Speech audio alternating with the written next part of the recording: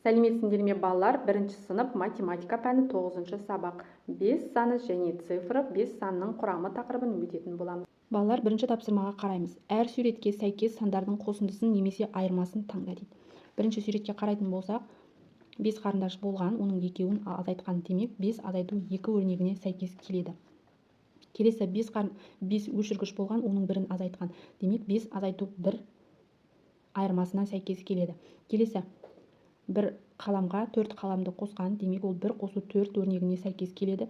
Келесі 2 қосылған 3 өрнегі суреті 2 қосу 3 өрнегіне сәйкес келеді. Ал енді осы қосынды мен айырмаларды есептеп шығайық. 5 азайту 2 тең 3, 5 азайту 1 тең 4, 1 қосу 4 тең 5, 2 қосу 3 тең 5. Екінші тапсырма. 5 санның құрамын айт, есепте дейді. 5 санның құрамы 4 пен 1-дің қосындысы, 3 пен 2-ның қосындысы, 2 мен 3-дің қосындысы және 1 мен 4-дің қосындысы екен. Ал енді берілген мысалдарды есептеп шығайық.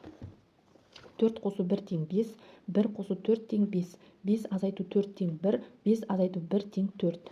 2 қосу 3 тең 5, 3 қосу 2 тең 5, 5 азайту 2 тең 3, 5 азайту 3 тең 2. Үшінші тапсырма. Балалардың қалай есептегенін айт. 2 қосу 3. Балалар 3 санын бір-бірден 3 қылып алсақ болады. Демек 2 қосу 1, қосу 1, қосу 1. Немесе 3 санын 1 қосу 2 деп алсақ болады. Сонда 2 қосу 1, қосу 2.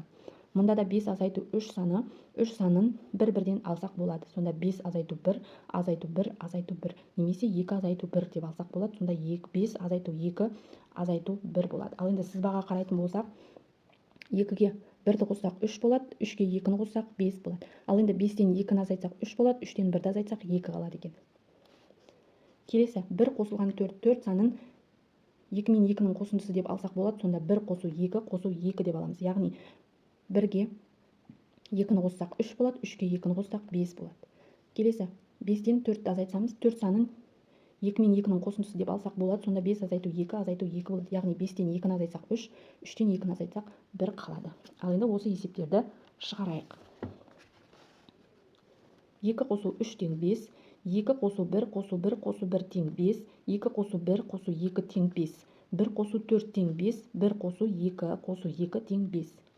5 азайту 3 тең 2, 5 азайту 1, азайту 1, азайту 1 тең 2, 5 азайту 2, азайту 1 тең 2, 5 азайту 4 тең 1, 5 азайту 2, азайту 2 тең 1-ге.